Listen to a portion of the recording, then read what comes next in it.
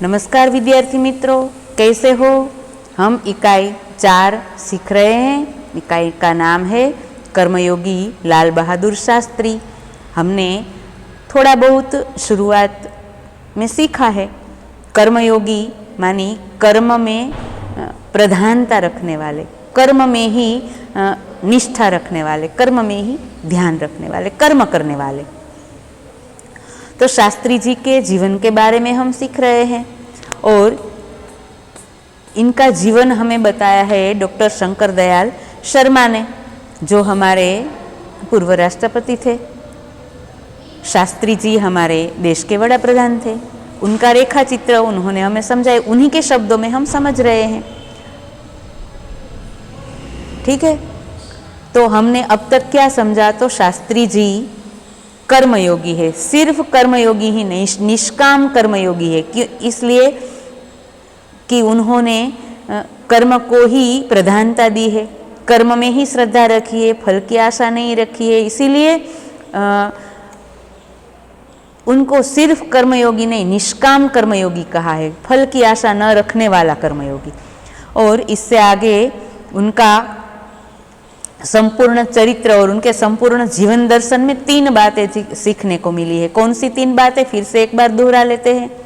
तो एक तो अपने उद्देश्य के प्रति दृढ़ आस्था और उस उद्देश्य को प्राप्त करने के लिए कर्म का भाव और उस कर्म के प्रति संपूर्ण समर्पण। ये 3 बातें उनके संपूर्ण जीवन में और उनके संपूर्ण जीवन दर्शन में और उनके संपूर्ण चरित्र में दिखाई दी है, ऐसा हमें डॉक्टर शंकर दयाल शर्मा जी ने बताया है। ठीक है, अब इससे आगे सीखते हैं।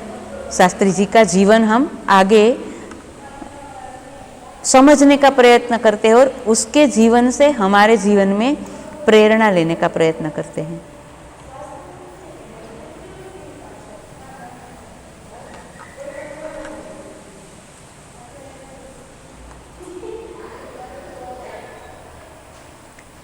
आगे कहते हैं कि मैं शास्त्री जी की सफलता का रहस्य उनके इसी महत्वपूर्ण चिंतन में मानता हूँ।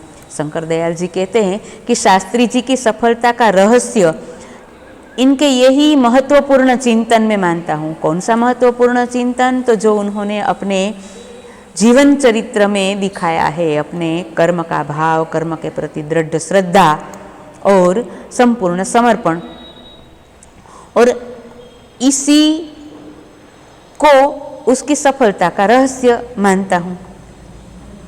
साथ ही यह भी मानता हूँ कि किसी भी व्यक्ति, समाज और देश के विकास का रहस्य इसी भक्ति और कर्म के सिद्धांत में निहित है। निहित यानी समाया हुआ, रहा हुआ। तो कोई भी व्यक्ति हो, कोई भी समाज हो और कोई भी देश हो, उसके विकास का रहस्य इसी भक्ति और कर्म के सिद्धांत में समाया हुआ है। किसी का भी विकास हो, किसी का भी विकास, तो उसका विकास भक्ति और कर्म के सिद्धांत में ही रहा है। अगर भक्ति, कर्म के प्रति भक्ति और कर्म का भाव है तो व्यक्ति का विकास है, समाज का विकास है और पूरे देश का और साथ ही पूरे विश्व का विकास है।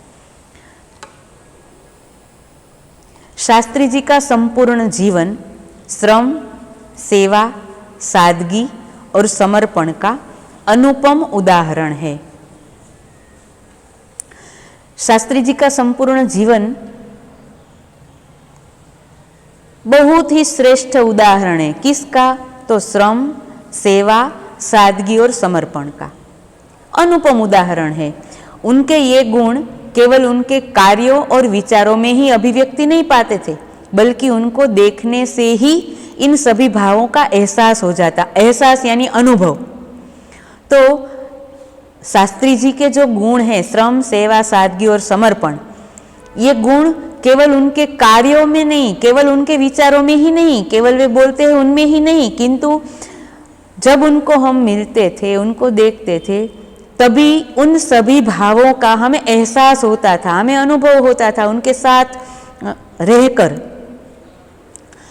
उनके अपने व्यक्तित्व में विचारों का अनोखा समन्वय था। उनके अपने व्यक्तित्व में भी इन विचारों का अनोखा समन्वय था। इन सभी विचार उनके व्यक्तित्व में समन्वित थे। सभी विचार उनके व्यक्तित्व में भी थे। जो विचार वे व्यक्त करते थे वैसे ही उनका जीवन था। वे जो कुछ भी कहते थे वही करते थे। जो कुछ भी करते थे वह एकमात्र राष्ट्र लाभ की भावना से प्रेरित होकर के करते थे। जो कुछ भी करते थे, जो कहते थे ना, जो उनके विचार थे, जो व्यक्त करते थे, जो बातें करते थे, वैसा ही वे आचरण करते थे। और वे जो कुछ भी आचरण करते थे, उनके जो व्यवहार थे, तो उनमें एकमात्र राष्ट्र लाभ की भावना ही थी। और राष्ट्र लाभ की भावना से प्रेरित होकर ही वे व्यवहार करते थे, जीवन जीते थे। मुझे ऐसा लगता है कि यह उनके चरित्र की एक बहुत बड़ी विशेषता थी, जिसके कारण देशवासी उन पर इतना अधिक विश्वास करते थे और उन्हें चाहते भी थे।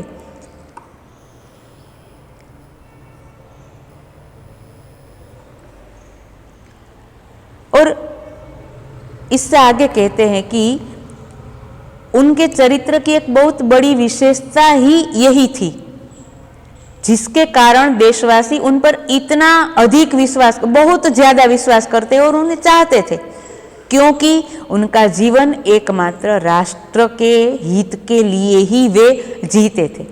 और इसी से देशवासी उन पर बहुत ज्यादा भरोसा करते थे और उन्हें इतना ही चाहते थे। पंडित नेहरू की समृद्ध राजनीतिक विरासत को संभालना और उसे आगे ले जाने का काम कम कठिन नहीं था। देश के प्रथम प्रधानमंत्री पंडित नेहरू जी, उनकी राजनीतिक विरासत को संभालना और उसे आगे ले जाना, ये काम कम कठिन नहीं था, बहुत कठिन काम था। लेकिन देश ने उस समय यह साफ साफ देखा कि उसे संभालने की ताकत शास्त्री जी में ही है और शास्त्री जी ने ही अपने निर्मल चरित्र और दृढ़ संकल्प शक्ति द्वारा देश की इस आकांक्षा को पूरा किया। पंडित नेहरू जब प्रधानमंत्री थे, तब उनके बाद शास्त्री जी प्रधानमंत्री हुए। तो राजनीतिक विरासत को संभालना, समृद्ध राजनीतिक विरासत थी, उसे संभालना और उसे आगे ले जाना, उसका विकास करना, बढ़ाना, ये काम कोई कम कठिन नहीं था। परंतु शास्त्री जी ने इस कठिन काम को भी पूरा किया। देश की आकांक्षा थी कि पंडित नेहरू की समृद्ध राजनीतिक विरासत को और भी आगे बढ़ाए और विकसित करे। तो शास्त्री जी ने अपने निर्मल चरित्र, निर्मल मानी शुद्ध चरित्र, कहीं भी दाग नहीं, कहीं भी उसे कोई भी दुश्मन भी उसे खराब नहीं कह सकते, ऐसा उसका निर्मल, उनका निर्मल चरित्र था। और दृढ़ संकल्प शक्ति द्वारा इस आकांक्षा को पूरा किया शास्त्री जी ने। देश की आकांक्षा थी कि समृद्ध राजनीति को आगे बढ़ाए और शास्त्री जी ने अपने इन दो गुण, बहुत श्रेष्ठ गुण, एक तो दृढ़ संकल्प शक्ति और निर्मल चरित्र, इन दो गुणों द्वारा इन आकांक्षा को पूर्ण किया।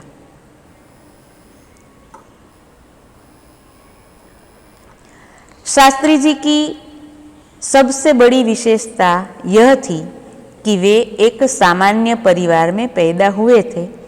सामान्य परिवार में ही उनकी परवरिश हुई और जब वे देश के प्रधानमंत्री जैसे महत्वपूर्ण पद पर पहुंचे, तब भी वह सामान्य ही बने रहे।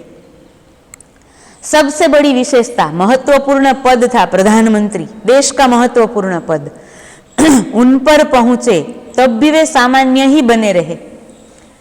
उनका जन्म सामान्य परिवार में हुआ था, उनका परिवार सामान्य परिवार था। बचपन में बहुत गरीबी थी, क्योंकि बचपन में ही उनके पिता की मृत्यु हो गई थी। तो सामान्य परिवार में पैदा हुए, सामान्य परिवार में परवरिश हुई, उनका पालन पोषण हुआ और देश के प्रधानमंत्री जैसे महत्वपूर्ण पद पर पहुंचे, तब भी वे सामान्य ही बने रहे, सामान्य नागरिक, एकदम सीधे साधे सरल।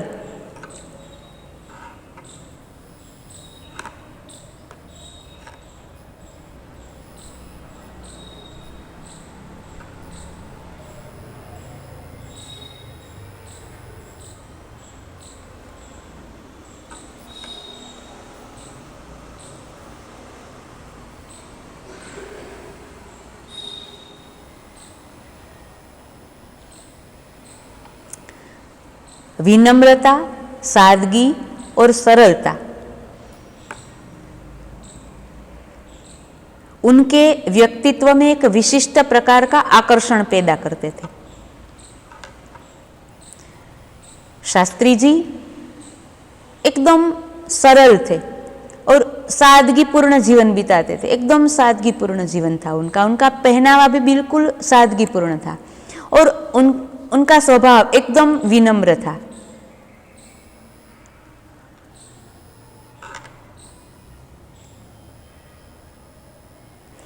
इस दृष्टि से शास्त्री जी का व्यक्तित्व बापू के अधिक करीब था और कहना न होगा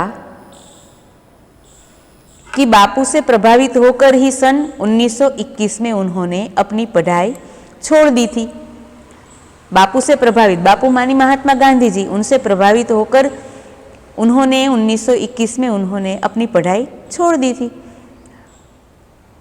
और आगे शास्त्री जी पर भारतीय चिंतकों डॉक्टर भगवान दास तथा बापू का कुछ ऐसा प्रभाव रहा कि वह जीवन भर उन्हीं आदर्शों पर चलते रहे तथा औरों को इसके लिए प्रेरित करते रहे।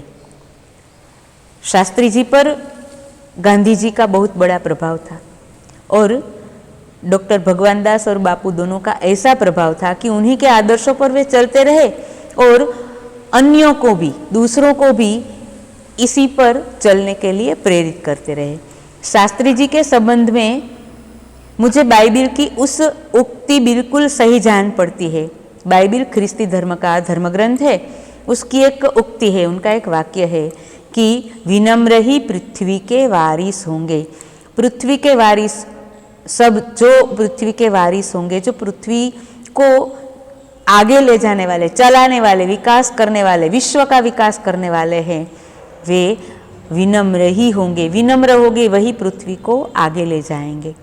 ठीक है, आज हम यहाँ तक समझते हैं, सीखते हैं।